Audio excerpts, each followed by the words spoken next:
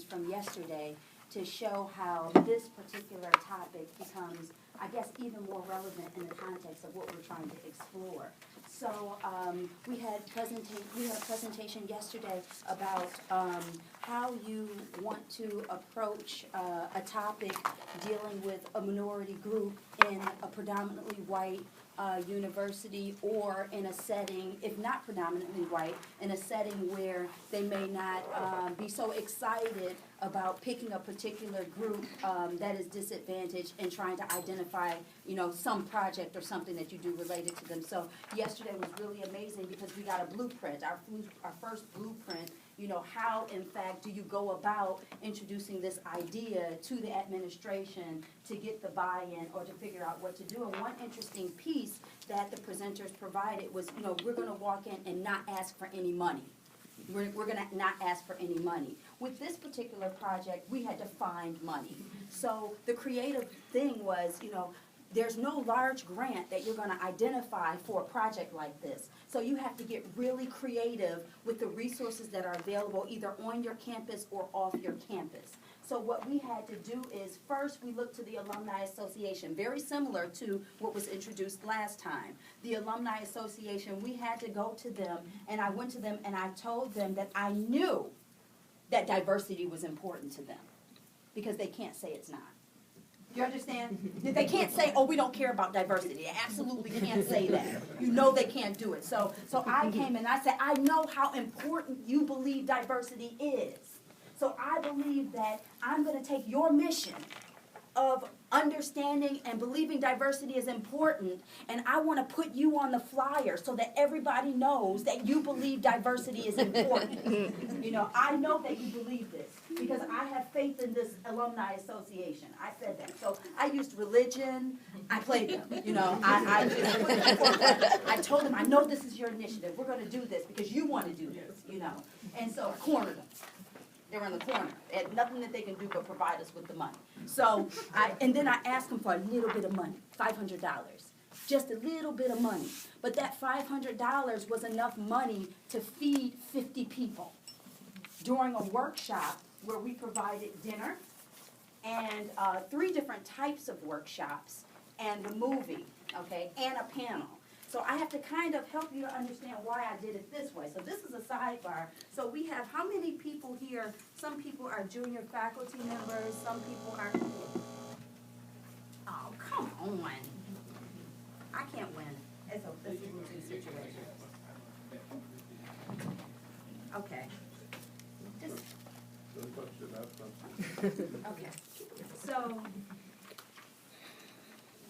Okay. So here we go. So, it's fine. I'm going to, this is the room that, it's a room that, everything's going to be okay. The world will be fine.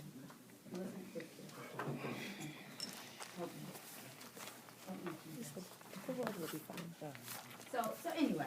This is going to come up. And when it comes up, I'm going to show you what we did. So for junior faculty members, you have to figure out how you're going to market your career. You have to figure out what you're going to do. How can you figure out how to take your career to another level by using the context, using the activities and exercises that you're going to do on the job?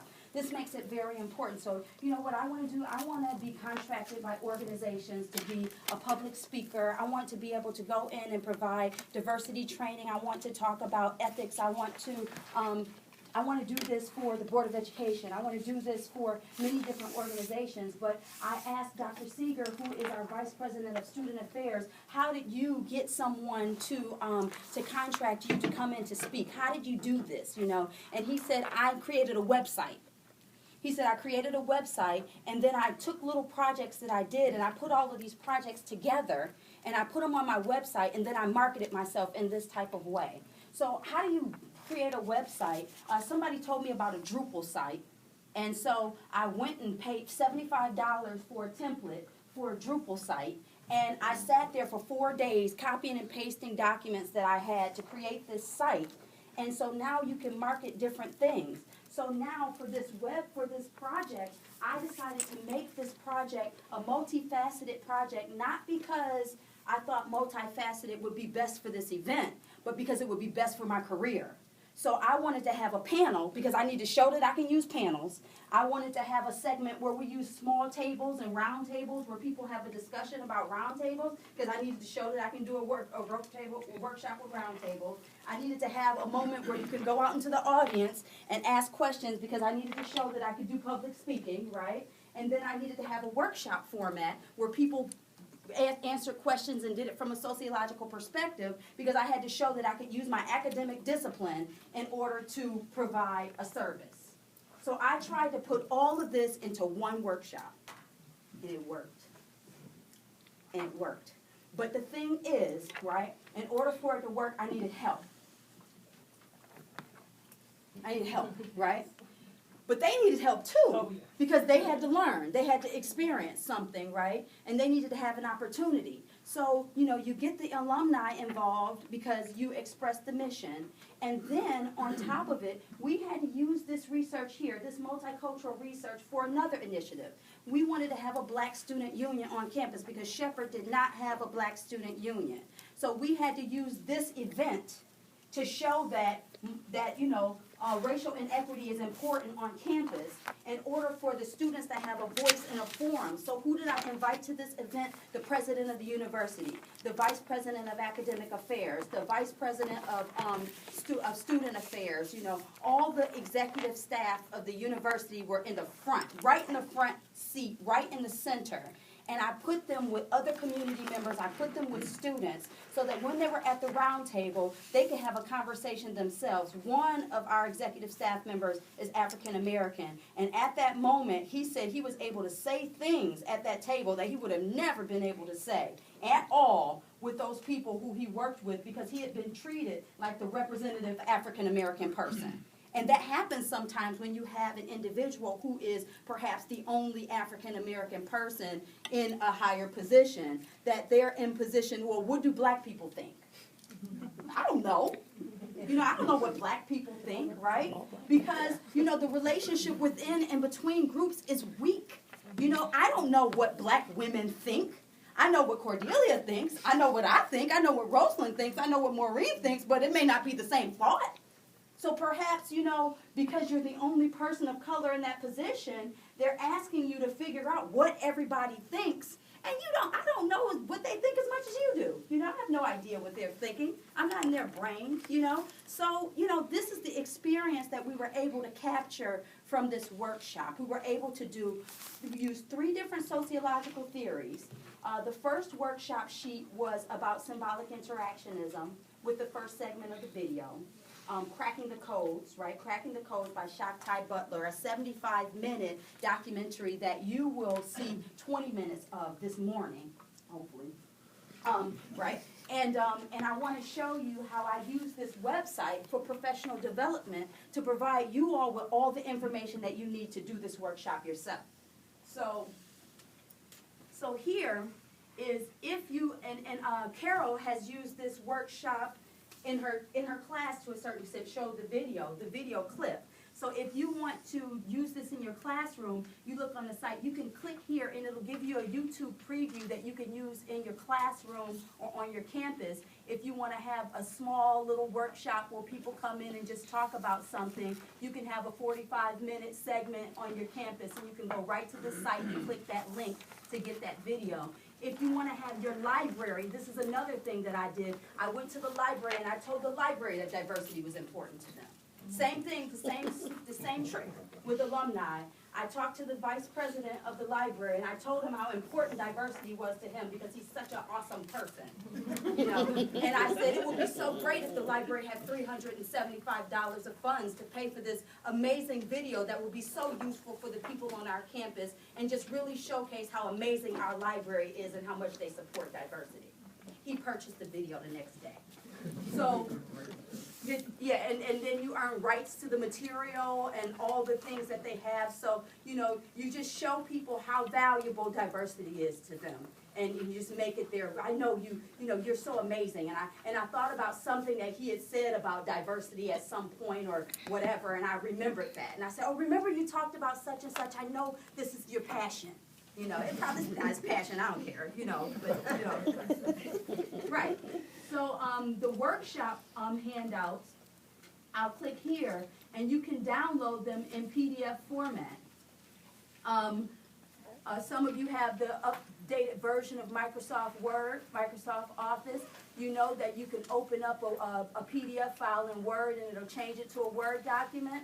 So you can go in and manipulate it and do whatever you want with it. If you don't want to do that, shoot me an email. I'll email you a Word document, no problem. Okay?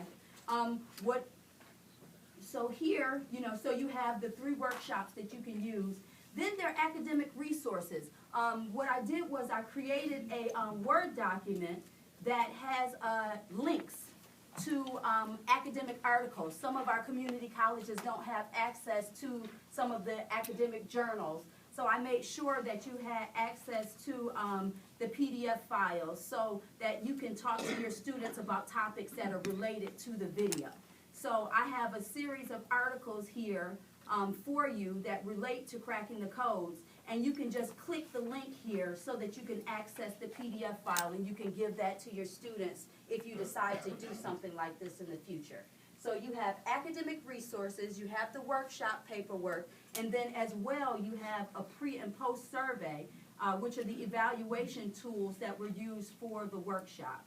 So these are the surveys that people took during the workshop. They took a pre-survey so that we can assess, you know, all of these questions, you know. We needed to get, you know, our demographic data, and we asked questions that we could compare using a statistical analysis that the students will talk about after you watch your segment of the video. But you can use this information in many ways. We used it to show the value of multicultural education among the people who participated to get our president of the university to support the Black Student Union and the Pan-African Student Union, which are both new on campus, so that when they want to promote programs, they have support from the executive staff of the school. So we utilized this project for many different things, for student experience, to mobilize alumni and get them involved, to enhance, you know, for me to try to enhance my career and to create a stepping stone for me to move forward, right? And most importantly, to get community members, faculty, and students together to have a conversation about something that nobody seems to want to talk about in a public forum, racial inequity. And it wasn't an uncomfortable situation. It really wasn't. We had a wonderful time, and I think food will just bring people together in amazing ways. Food will. And so we had an amazing dinner, which was catered by our catering service, who gave me a discount because of how valuable they believe diversity was. Right? Here we go with that again, right? So we got a discount from catering services because they believe in the mission of diversity, because they have to. They can't say they don't. They have to, right? Or they have to find some creative way to reject it. But they're not going to reject it with me, because I got the president's support right up front. So same as the presentation last time, I got the president's support, and you got to believe in diversity, because if you don't, then what do you believe in? So, you know, sometimes you have to play. You got to play. And it's unfortunate, but, you know, you got to play with the words. That's why we talk about symbolic interactionism next. Play on words. What do words mean? How do they make people feel? And what happens? That's what symbolic interactionism is about as a theory, understanding meaning. And you know that when certain people use certain words, they have a certain meaning. So me, this black woman, because I'm black, right? I'm okay with that. I'm an African-American woman. I'm okay with that. You know, I'm going to people who are not African-American and talking to them about how they feel about diversity, which is a very touchy subject. Right? It's a very touchy subject. So when I use those words and I communicate about that, it has a different meaning than perhaps if somebody else has that same conversation, and maybe that interaction and such that might, you know, occur when that happens. And so we talked about hierarchy, right? And we talked about the value of hierarchy and what all of these things mean. You know, who's sending out that email? Is the email coming from a faculty member, or is it coming from the people in IT who direct surveys that people believe that they have to do? You know, so all of those forms of conversation and that entire dialogue for developing this project, it was all really, I believe, important in the way it was communicated, right? What interaction occurred in order to make this happen. So, I mean, I think when you try to do something like this on your campus, what you really have to understand is the climate. You know, what is the climate for racial inequity, and who are the people that you're interacting with? You have to think about in advance, how will these people respond to what it is I'm asking about? And you need to make sure that if you have a trick, you can pull it out of your pocket at any time. And it's so unfortunate, right? We heard in the back, it's so unfortunate that in a university setting, you have to prove that you should have an English program, or that you have to prove that you would have a black student union or a Pan-African student union, or, you know, some type of project to fight for, which hopefully by the end of this thing we can talk about the bystander intervention project, the red flag project. But, you know, that you have to fight to have people support domestic violence instances and people who are attacked on campus and around campus, that you need a special initiative to get that on the webpage. You know, that is a challenge for us. But it is what it is. All right. So I want you to, I have a handout for you to,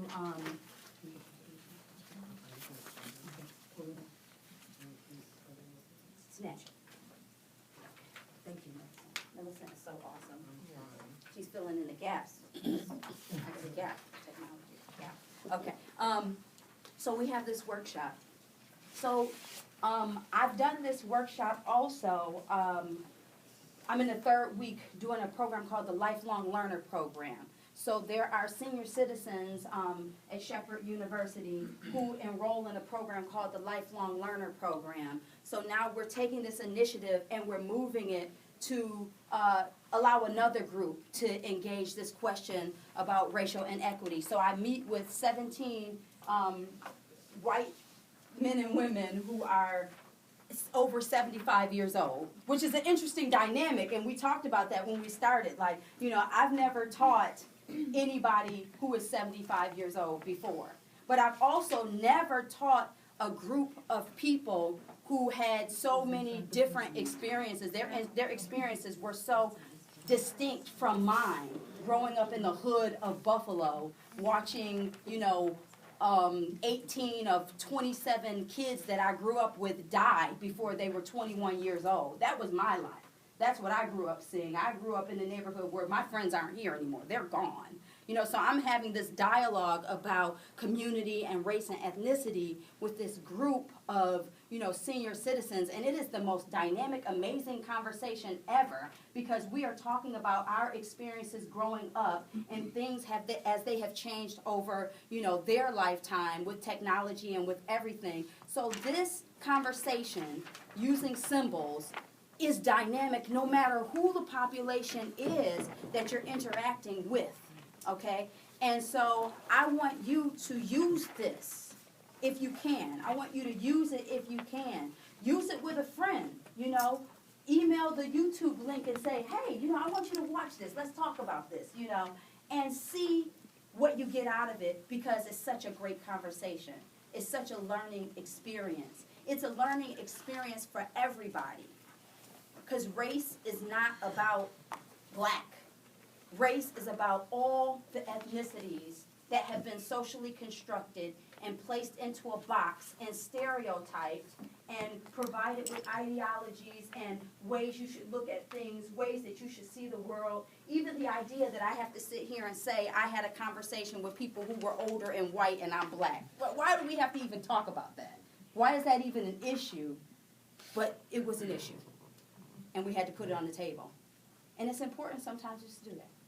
So what I want you to do is, with this symbolic interactionist approach, as you listen to the video, you can actually just write down words that stand out to you as you're listening, right?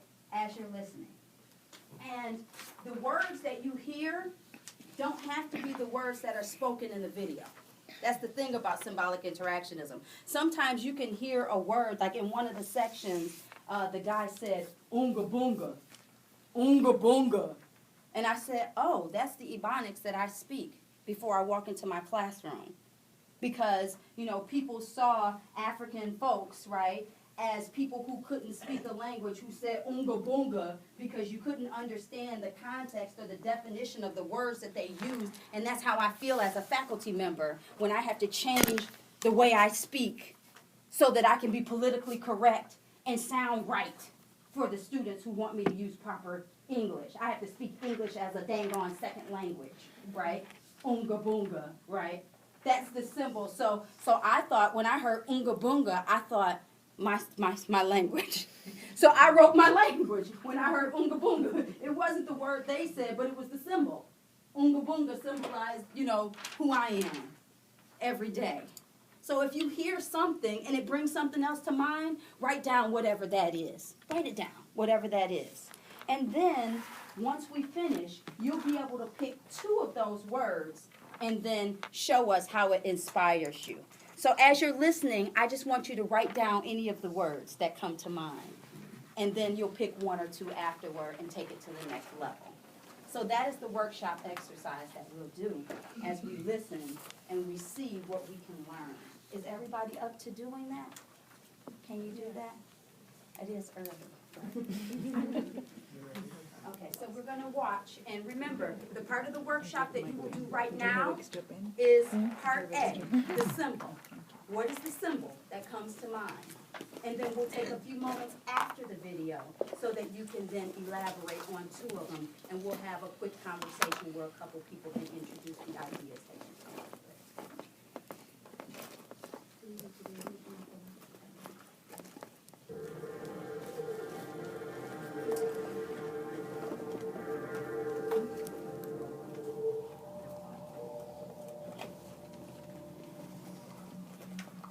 What is whiteness? Growing up, I thought that my experience was the American experience.